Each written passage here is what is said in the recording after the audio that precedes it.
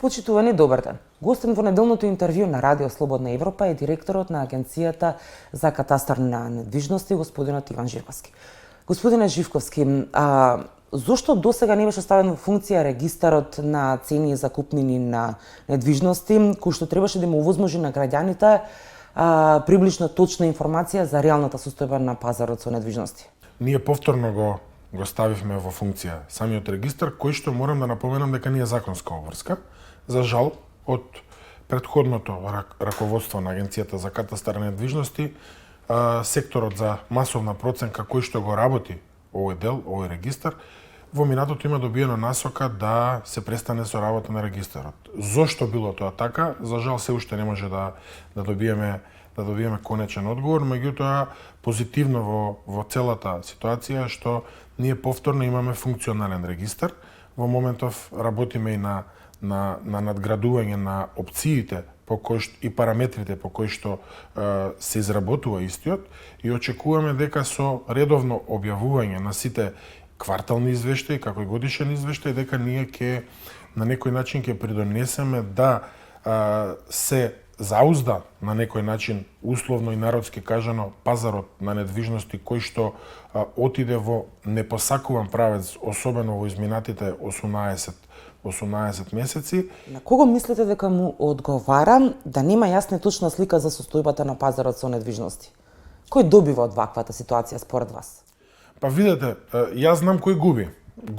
Губат сите, губат пред се граѓаните, затоа што на пазарот на недвижности, особено по оние познати интернет продавници како Пазар 3, Реклама 5, агенции за недвижности и така натаму, се објавуваат огласи со неразумни и нереални цени.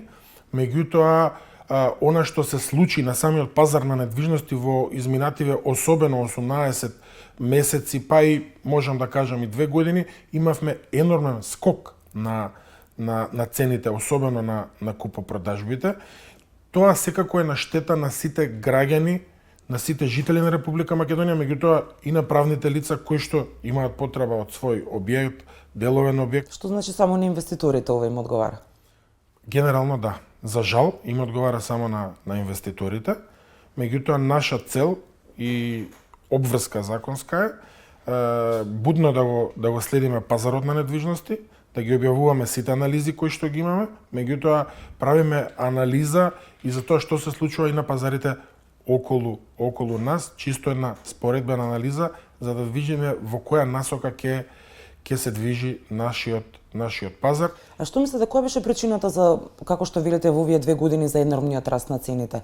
Дали можеби ова имаше никаква необјавувањето на регистарот, никаква улога во тоа? Па не мислам дека директно влијаело во однос на покачувањето на самите цени, меѓутоа индиректно кога вие немате реална перцепција или реална слика што се случува со пазарот на недвижности, тогаш може само да се занимавате информации, да добивате врз база на шпекулации, на интернет информации, интернет портали и така натаму, што не генерира реална слика за пазарот на недвижности. Докаде е постапката за воспоставување на единствен регистар за државен недвижен имот? Вака, значи таа постапка е Евотек. Ние сме вклучени во тој процес.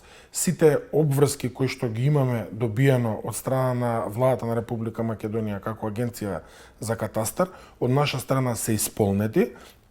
Сега останува сите други институции да ги достават бараните податоци и подоцна да се наполни самата база со потребните информации за да се воспостави тој единствен регистар. Во март годинава истече рокот кој што беше даден во владината одлука од 30 дена за општините да достават информации, односно институциите да достават информации за каков државен имот поседуваат.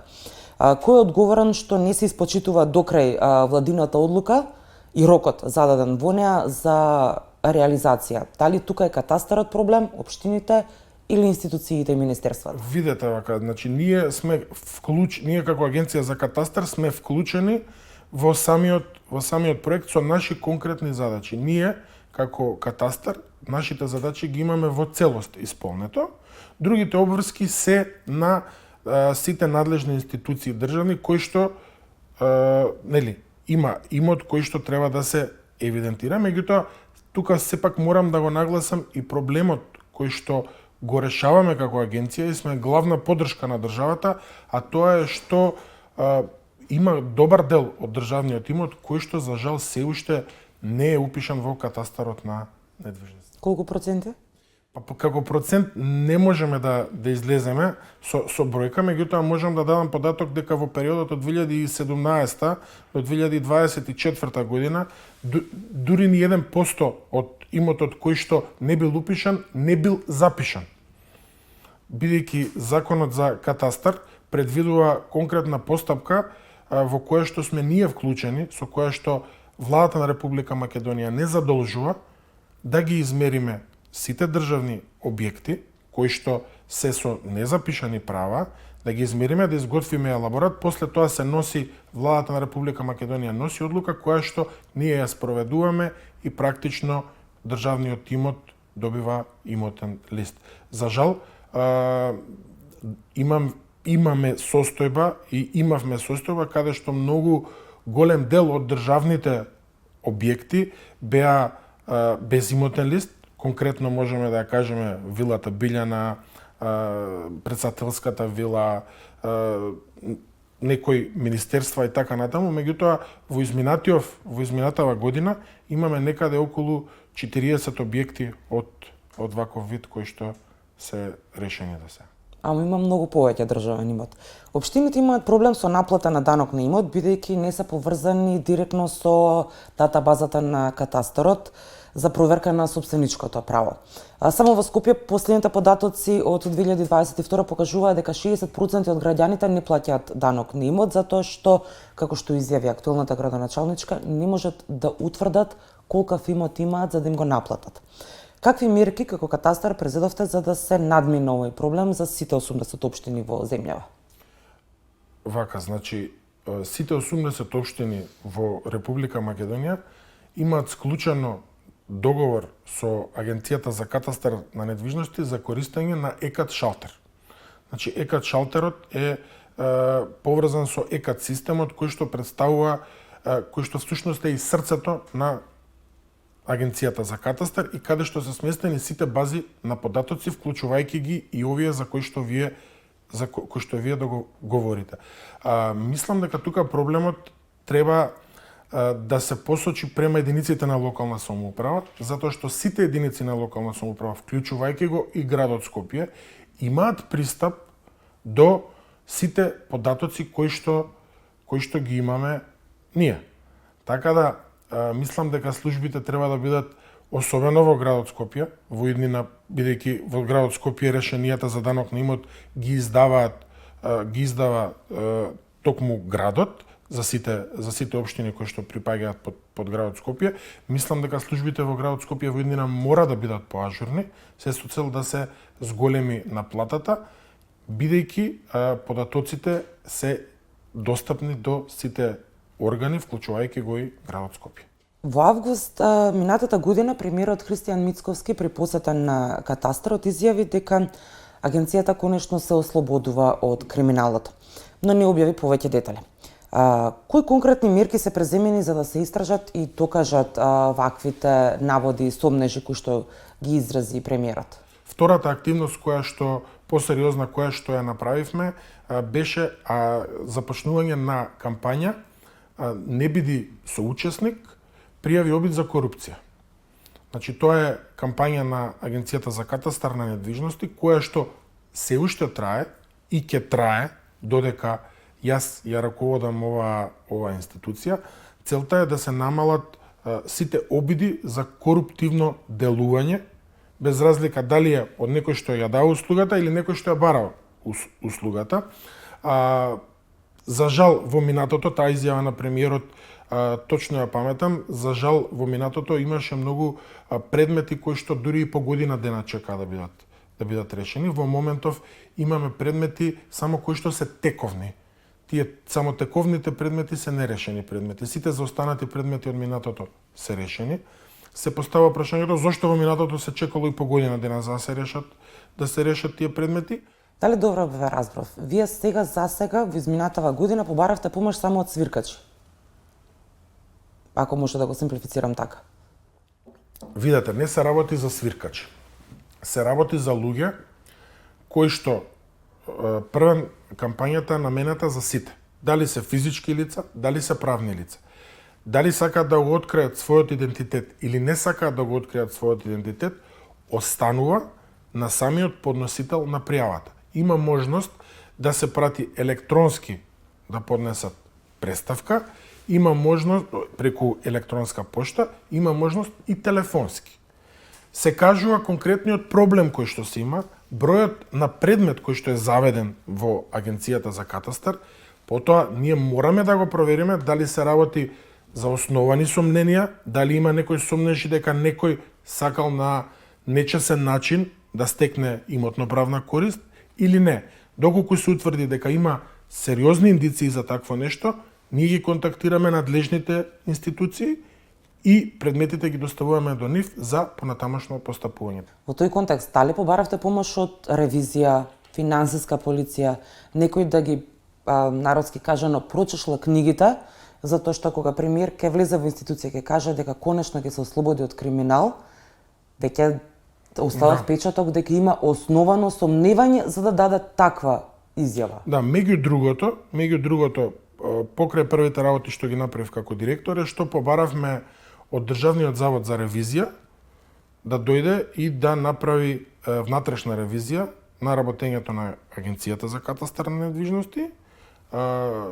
Со задоволство можам да констатирам дека сериозно ни го прифатија тоа барање и бевме ставени на листата на институции врз кои што ќе се врши ревизија и во моментот ревизори од Државниот завод за ревизија се во нашата институција веќе неколку месеци и планирано е некаде до крајот на октомври, почеток на ноември да заврши таа ревизија, а потоа треба да биде презентиран од нивна страна извештајот по однос на самата ревизија. И ќе видиме што ревизорите ќе кажат. Неодамна изјавивте дека сте одзеле лиценци на 5 до 6 геодетски фирми во едно интервју. За какви прекршоци станува збор?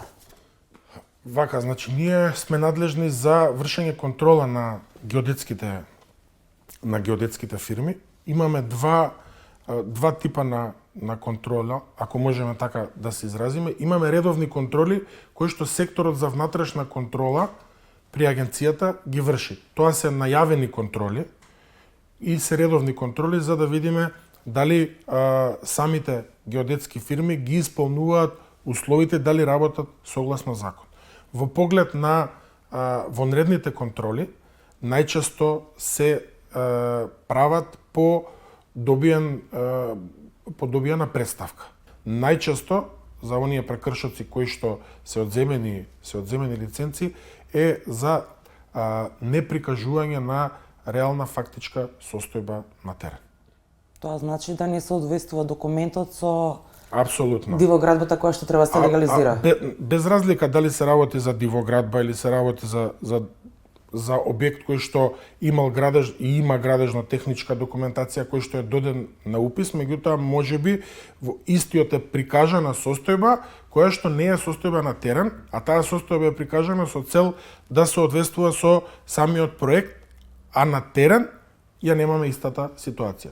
Доколку се утврди такво нешто, за вакви случаи се оди со најригорозната мерка одземање на лиценца и овластување за овластениот геодет и понатаму се спроведуваат, односно сите податоци се доставуваат до надлежното Министерство за прогон. Геодетските фирми преку комората на овластени геодети се жалат дека комуникацијата со вас е сведена на минимум. Што преземате за подобрување на бизнис климата кон геодетските фирми? Видете, ние на неделно ниво имаме состаноци со геодетските фирми. За жал, комората на геодети не ги представува сите геодетски фирми, нити пак сите геодетски фирми, дел од тие геодетски фирми се вклучени во работата на комората. Ние конкретно со комората имаме еден проблем кој што е наследен ако можам да така да го кажам, бидејќи потекнува неколку години наназад, а тоа е во минатото им биле одземени јавните овластувања на Комората на геодети од причина што истите Комората на геодети не ги вклучува во работата на Комората представниците кои што по закон се предвидени согласно Законот за катастар од Агенцијата за катастар на недвижности. Имавме неколку обиди од наша страна, за жал во моментов ситуацијата е се уште иста. Не можам да кажам дека во целост ние немаме соработка со Комората на геодети, меѓутоа се надевам дека ќе има разум и од другата страна. Имајќи в предвид дека веќе има една пресуда на Виш управен суд, од друга страна има и ми се чини одлука на Државната комисија за спречување на корупција во која што велат дека постои судирни интереси доколку се вклучат луѓето од агенцијата во Комората. Во други комори, како например за архитектура, за адвокати, државните институции не учествуваат со своји представници во нив. Видете, значи таа одредба во законот постои од 2013 година и никогаш немало проблем во начинот на функционирање. Комората на геодети имаше поднесено и иницијатива пред Уставниот суд на Република Македонија во поглед на ова што вие го говорите и имаме одлука од Уставниот суд во која што вели дека Комората на геодети има пренесени јавни овластувања кои што ги делегира на некој начин Агенцијата за катастар на недвижности и не сметаат дека има конфликт на интереси. Кога веќе имаме одлука на Уставниот суд, кој што е највисока инстанца во една држава, мислам дека понатаму не треба да коментираме. Ви благодарам за разговорот. Благодараме нас. Вам, почитувани, ви благодарам што го следевте неделното интервју на Радио Слободна Европа. До гледање.